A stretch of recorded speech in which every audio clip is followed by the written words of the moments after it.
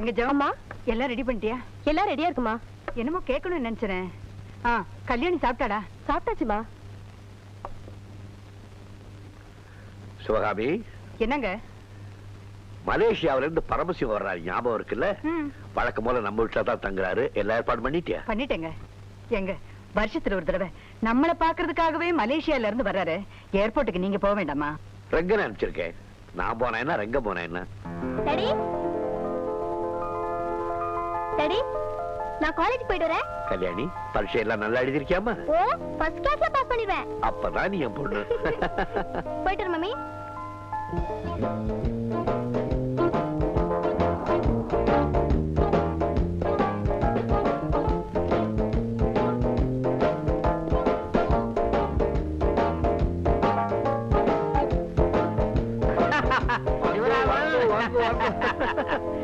பிரயாணம் எல்லாம் நல்லா இருந்தது. நல்லா இருந்தது. நீ எப்படி எப்பா இருக்கிற?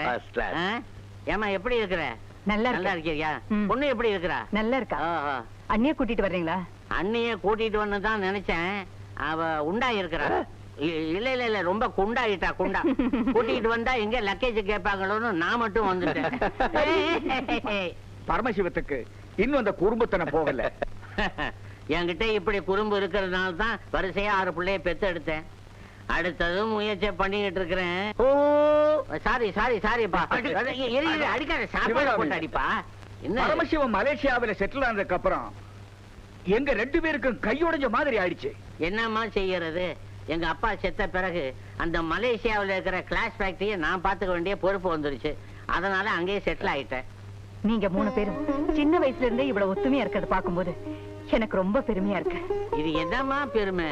எந்த விதமான வசதியும் இல்லாத ரங்கராஜனை ஒர்க்கிங் பார்ட்னரா சேர்த்துக்கிட்டு வரக்கூடிய லாபத்துல பாதி பங்கு போட்டு கொடுக்குதே சிவராம. இத நினைச்சல்லவா பெருமைப்படணும். ஆமாமா சிவராமனே, நான் வெறும் நண்பனா மட்டும் நினைக்கல, என் மனசுக்குள்ள நான் கும்புற தெய்வமா நினைக்கிறேன். என்ன ஃபார்மாலிட்டிஸ் பேசிக்கிட்டு இருக்கீங்க? நாம 3 பேரும் பாதிய நண்பர்கள்ங்கிறத மறந்துட்டீங்களா? டிஃபன் ரெடியா இருக்கு? ரெடியா இருக்குங்க. வாங்க சாப்பிட போறோம். வாப்பா. நான் சொன்னதெல்லாம் உனக்கு புரியுதா? புரியுது சார். இந்த பிசினஸ்ல நமக்கு 20 லட்சம் ரூபாய் லாபம் கிடைச்சிருக்குது. நீங்க என்னடா வெறும் 2.5 லட்சத்தை தான் கணக்குல காட்ட சொல்றீங்க. எனக்கு இன்னமும் பயமா இருக்கு சார். என்னையா இது புதுசா பயப்படுற? செலவு அதிகமா காமிச்சு அதுக்கு தகுந்தபடி வவுச்சரை தயார் பண்ண வேண்டியதானே? இருந்தாலும் ப்ராஃபிட் ரொம்ப குறைவா இருக்குதுன்னு பாஸ் சந்தேகப்படுவாரே சார். பாசாவது என் மேல சந்தேகப்படுறதாவது? யோ, அந்த ஆளுடைய பிரெயினுக்கு தகுந்தபடி அந்த ஆளுக்கு 2.5 லட்சம், என்னுடைய பிரெயினுக்கு தகுந்தபடி எனக்கு 17.5 லட்சம். அதுல அரை உனக்கு இருக்குல்ல, அரை. Good morning sir. Good morning.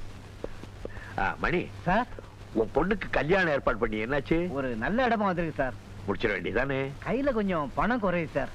பணத்துக்காக கவலைப்படுறேன். சாயந்தரம் வீட்டுக்கு வா, நான் கொடுக்குறேன். ரொம்ப நன்றி சார். உனக்கு கொஞ்சமா அறிவு இருக்கா? யார கட்சியா இப்படி செஞ்ச? என்னப்பா, என்னது காலையில சத்தம் போட்டுக்கிட்டு இருக்க? நானா இருக்கிறனால சத்தம் போடுறேன். நீயா இருந்தா இந்த ஆளை கழுத்தை பிடிச்சி வெளியே தள்ளி இருப்பேன். வழக்கமா ஷிப்பிங் ஏஜென்சிக்கு நாம 2% தான் கமிஷன் கொடுக்கறது. இந்த ஆள் 5% கொடுக்கறது சொல்லிட்டு ஒத்துட்டு வந்துருக்கான். ஆமா சார், இன்னைக்கு பிசினஸ்ல அந்த அளவுக்கு போட்டி அதிகமா போச்சு சார். அதனால தான் ஒத்துக்கிட்டு வந்தேன். ஓகே ஓகே, நீ சத்தம் போட்டது சரி, அவர் செஞ்சதும் சரி. அந்த கம்பெனி நமக்கு அடிக்கடி பிசினஸ் கொடுக்கணுங்கிறதுக்காக அந்த மாதிரி செஞ்சிருப்பாருன்னு நினைக்கிறேன். இனிமே நீங்க ரெங்கனை கேட்டு தான் எதையுமே செய்யணும். Okay? Yes sir. By the by, நம்ம கணக்கெல்லாம் ஆடிட்டர் கொடுத்தாச்சா? எல்லாம் ரெடியா இருக்கப்பா, நீ கையெழுத்து போட வேண்டியதா. Come on. என்னமே லில்லி, உன் புருஷன் பள்ளி தினசரி அடிக்கிறானா மில்லி? அது கிடக்குது சில்லி. எப்ப பார்த்தாலும் குடிக்குது, கேட்டா அடிக்குது. கட்டையில போற அவன் ஏன் கட்டையில போறான்? உங்க வழக்கப்படி பொட்டியில போவான். என்ன மேன் தேடுது? கனவு பாத்தியா? கவனிக்கல மேன். கவனிக்கலங்கிறியா? உன் நாக்கிலே நல்லா பாம்பு கொத்தம். நல்ல தமிழ்ல பேசி, இல்லைன்னா உன் பாஷையில பேசி கோத்திய கோத்திய வாய்ச்சி. வந்தோடனே கொஞ்ச நேரம் பொறுத்து, நான் ஏற்கனவே சொன்னபடி ஸ்டாம்ப் பேப்பரோட வந்து அந்த எக்ரிமெண்ட் பத்தி நீ பேசணும். ஓகே? ரங்கா, நான் வெளியூர் போயிட்டு வரதுக்கு எப்படி இருந்தாலும் 2 மாசம் ஆயிடும். அதுக்குள்ள ஏதாவது ஆபீஸ் ஃபைல கையெழுத்து போடணும்னா சொல்லு, இப்பவே போட்டு போயிடுறேன். எல்லாத்தையும் நேத்தே போட்டாச்சே. அப்புறம் போயிட்டு. என்ன மேனேஜர் சார், நம்ம Ratna shipping corporation managing director phone பண்ணாரு. நாம கொடுத்த கொட்டேஷன் ஓகே பண்ணிட்டாங்களா? Is it? ஃபாரின் போகும்போது நல்ல நியூஸா கிடைச்சிருக்கு. Very good. இன்னும் 1 வாரத்துல ஸ்டாம்ப் பேப்பர்ல எக்ரிமெண்ட் டைப் பண்ணி கொண்டு வர சொல்லிருக்காங்க சார். என்னையா எக்ரிமெண்ட்ல சிவராமன்ல கையெழுத்து போடணும். அவர் இன்னைக்கு ஊருக்கு போறாரு, எப்படி முடியும்? ஏன் முடியாது? நீ உடனே டைப் பண்ண சொல்லு, நான் கையெழுத்து போட்டு போறேன்.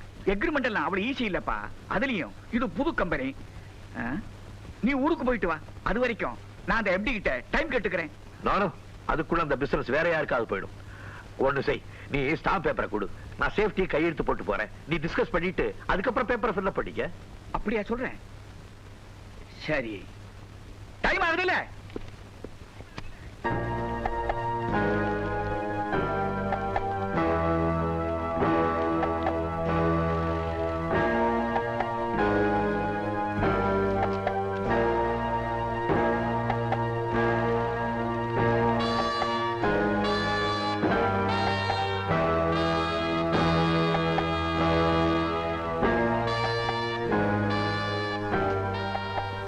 அப்புறம் வரட்டுமா? All the best.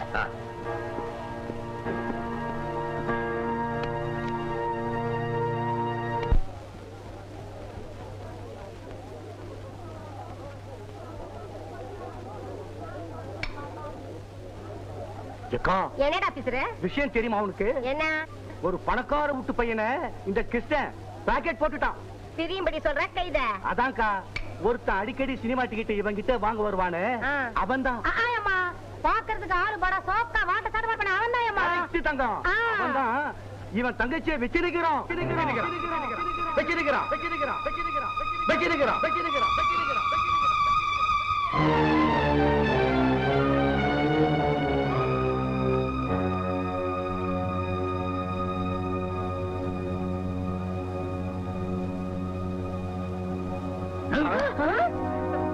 என் தங்கச்சிய பத்தி ஏதாவது தப்பா பேசனே கொடல உருவிடுவேன் படவா ராஸ்கல். உரியா கையா. அல்லாம குறையாது, இல்லாம புகையாது. டேய் போடியா பால.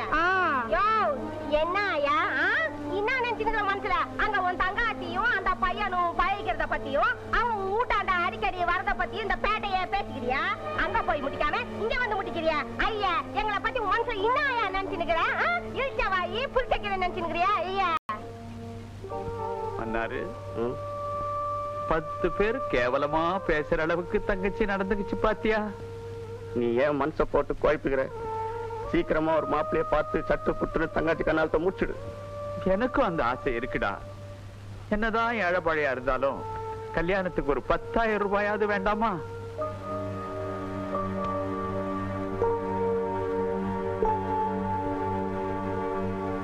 சுமதி, இங்க வா. என்னென்ன? எங்க போயிட்டு வர?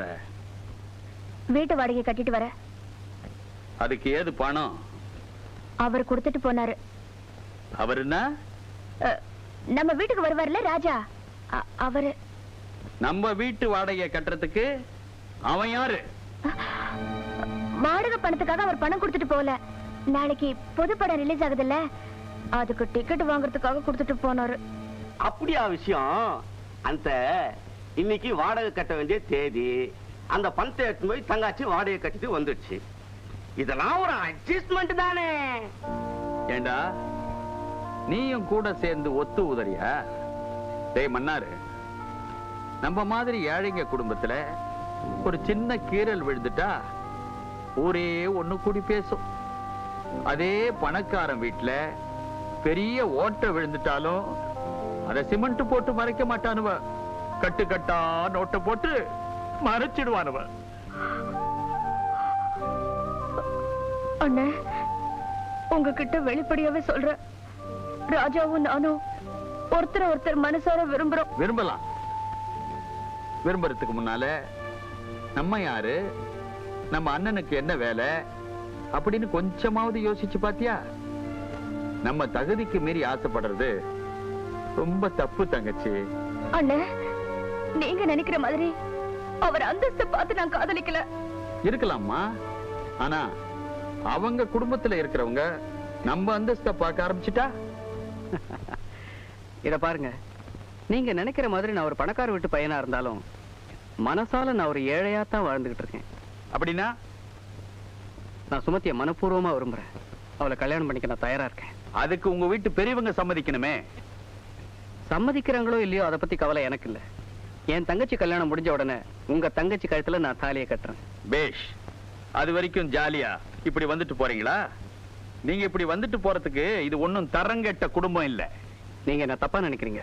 நான் நினைக்கிறது என்ன, ஊரே தப்பா பேசுதே. எங்களுக்கு பணங்காசை விட மானம்தான் முக்கியம். இப்ப என்ன நடந்து போச்சுன்னு இப்படி எல்லாம் பேசுறீங்க? இனிமே என்னென்ன நடக்குமோன்னு பயந்துதான் பேசுறேன். புண்ணியவானே, கையெடுத்து கும்பிடுறேன்ப்பா. என் தங்கச்சியை மறந்துடு. இனிமே இந்த வீட்டு பக்கமே வராதே.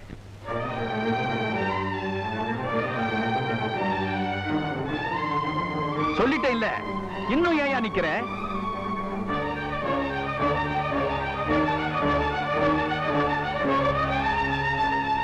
போறேன். நானும் முடிவா ஒண்ணு சொல்றேன்.